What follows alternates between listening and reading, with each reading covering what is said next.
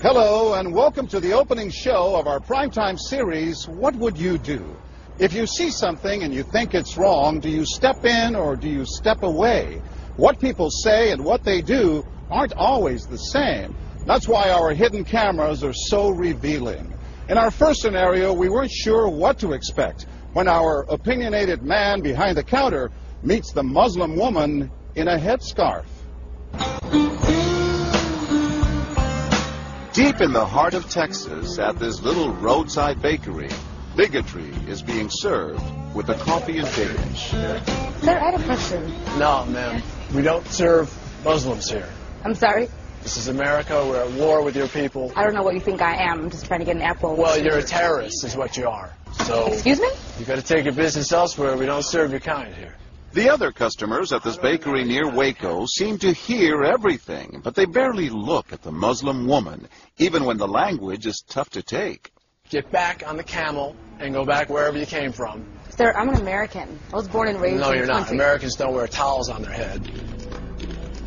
Muslim Americans say these are words they hear all the time in all parts of the country. But here at the bakery, what the customers don't know is that this Muslim woman and the man behind the counter are actors. The bakery is working with us, all part of a primetime hidden camera experiment on prejudice and patriotism. Please take your business elsewhere. Am I asking too much?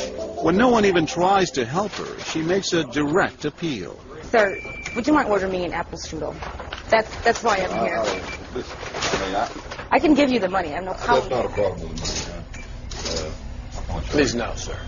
I'm not going to let you order. Job. But when he gives her the cold shoulder, she finally just leaves. You could have helped her out. You could have spoken up. Why not? Me speak up for her? Well, if he tried to do some harm to her or something, then I would have. But why not try to set him straight? I really think that a person that owns his own business should be able to say who they sell to. She's not American. Others seem to agree with our actor as to who's an American and who's not. Is it all based on the way we look? I'm an American citizen. I just would like an apple strudel, please. Well, I'm sorry. Then why don't you dress like an American? You're so This is American. for religious purposes, sir, and I don't think you have any right to say anything. So I'm religious. I don't wear, Halloween costumes around. I mean, am I wrong here, sir? Not me. I run my business the way I want to run. That's right. Don't come in here without shoes and skirt on. This customer is adamant that the man behind the counter is doing the right thing. Hooray for you. But the fact is, it's against the law to deny service to someone based on their race or religion. My name is John Quinones, and I'm with ABC News. What did you think of what you heard here? I didn't hear anything racist.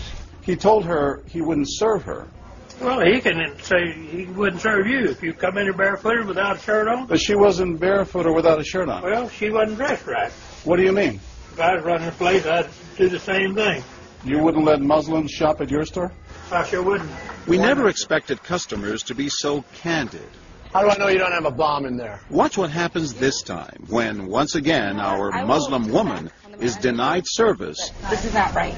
and again leaves. We reserve the right to not serve. That's right. Certain kind. That's right. That's, I appreciate saying that. And I think that's the first time I've ever seen that. He not only commends the man behind the counter for his discriminatory behavior, but he gives him the thumbs up, not once, but twice, Good job. All right. as he leaves. Can I talk to you, sir, for a second? But when I approach, Sir, we're with ABC News. there is no thumbs up for me. We staged a little experiment in there to see how people would react to that kind of attitude. You're not an American. I am an American. That man took it a bit farther, telling me I'm not an American. He was threatened. Jack DeVideo is a social psychologist at Yale University. So when we as Americans feel threatened from the outside, we're going to define ourselves in very rigid fashions. Either you're with me, and if you're not really one of me, then you must be somebody else who's against me. The young woman in our experiment is an actor, but for this woman, discrimination is all too real. Nahaya Javed helped us design our experiment.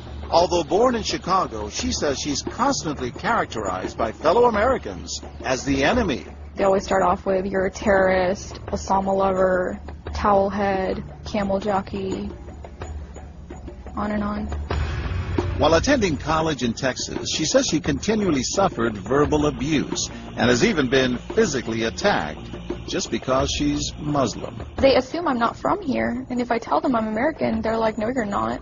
Just because you were born here doesn't make you American.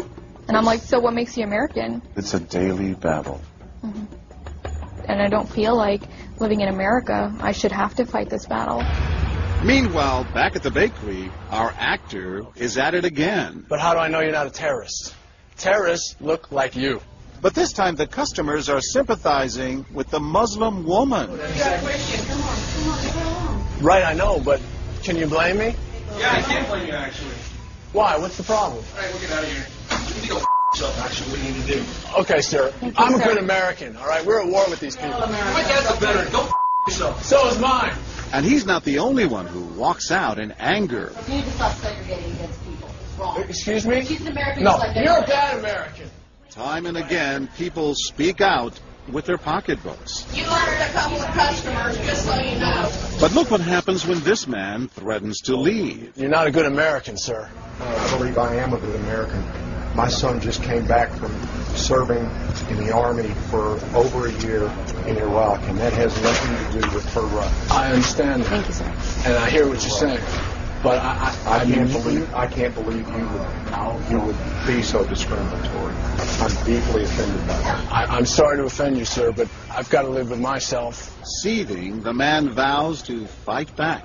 I will let people know this. I've stopped here every time I come by this place, and I'll never stop here again. Why did folks get so upset? They saw an injustice. It's justice that binds us together. It's justice that makes us a society. Any threat to that kind of sense of justice and fairness undermines the entire system. You're really not going to serve her? No, I'm not. Perhaps that's why more customers are outraged by our actor's hateful behavior than approve of it. You're not dressed like an American. But no one is more persistent than these two young women who can't believe what they're hearing. Take your jihad, take it back out to the parking lot. Excuse me?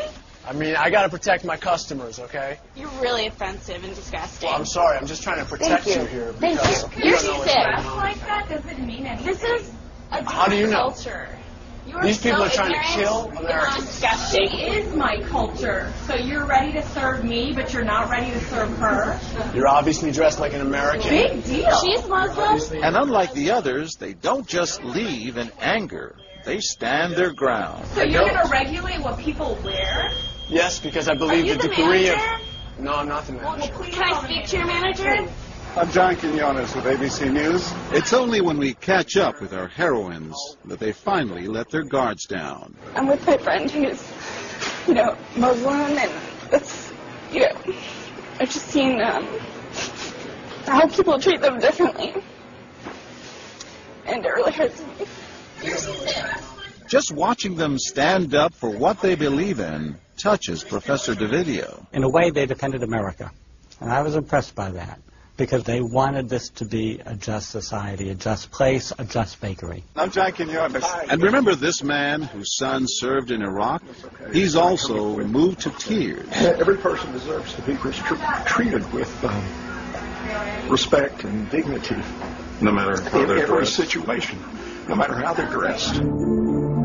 Never have we seen reactions so polarized, from a thumbs up for prejudice to an emphatic thumbs down. Go yourself. Two different Americas, both convinced they're patriotic. At the end of the day, 13 people stood up for the Muslim woman, while 6 sided with the clerk. But the majority of the bystanders, 22, did or said absolutely nothing.